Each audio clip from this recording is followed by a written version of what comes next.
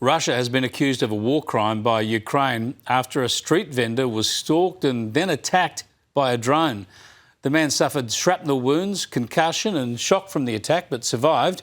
The video was shared by Ukraine President Volodymyr Zelensky on Telegram. Let's bring in Tom Switzer, columnist with The Australian. Good to see you, Tom. This is one of those minor incidents in a war that gets a lot of attention globally. First of all, it reminds us that this war is going on and the impact the Ukraine's having as well, because just the other day, a Ukraine drone crashed on the beach, into the beach of the Black Sea, killing 7 innocent Russians. So innocents are getting wounded and killed here on both sides. Well, look, both sides are playing hardball to inflict maximum damage on each other so that they relent. And the reality is that Russia will continue to play hardball because they will want to ensure that Ukraine does not become a Western bulwark on its borders.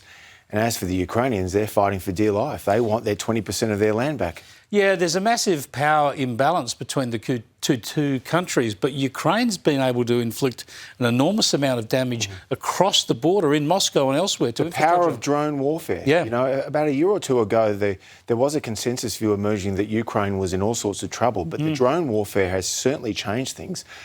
But the reality on the ground, Chris, is that Russia is slowly but surely moving further westwards, and they have 20% of Ukraine, and they have control, obviously, of the Crimean Peninsula, which is the home of the Russian Black Sea Fleet. What about the patience of the NATO countries and the US for defending Ukraine? Presumably that holds up because even if there's no prospect of a settlement, because they want the battlefield there rather than closer to home. Well, that's one interpretation. The other interpretation is that Russia is a declining great power, that it's already bogged down in Donbass and it's incapable of trying to impose its will and leadership across Eastern and Central Europe. I mean, the whole notion that Putin wants to revive the Russian Empire, I think, is overstated. What's happened here, and this is a minority view, admittedly, is that Russia wants to make sure, as I said before, Ukraine does not become a Western bulwark on its borders. Yep. And they see NATO expansion as a threat to its strategic sensibilities. I want to bring you back to Australian defence and foreign policy, and the Assistant Defence Minister or Defence Industry Minister, Pat Conroy, said this on the ABC the other day. Submarine Rotation Force West is due to come to an end in the early 2030s. I just want to understand that. Are you saying that US submarines will not be passing through Stirling after 2032?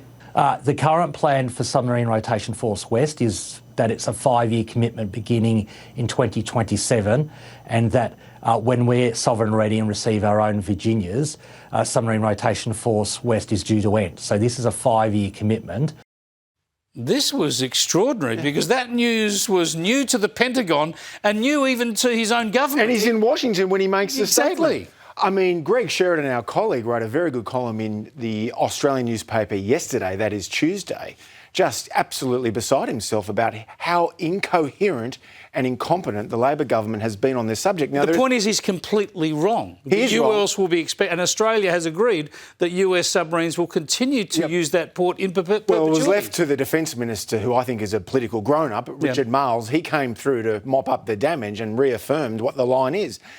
Look, there are two ways of looking at this. One view is that Anthony Albanese, who is the disciple of Tom Uren, the anti-American Labor minister in the Whitlam government, Anthony Albanese, both in opposition and in government, has done the right thing by keeping in place the foreign policy settings, AUKUS, the Quad, all designed to essentially contain China. It doesn't say that, but that's essentially what this is about. Yeah. So he deserves credit there. But on the other hand, he and some of his ministers have been completely incoherent about what AUKUS means, how long it's going to last for. Well, he deserves credit for doing. I suppose you look at it the other way, because if he undercut this deal, it would be one of the worst decisions by an Australian government ever, right?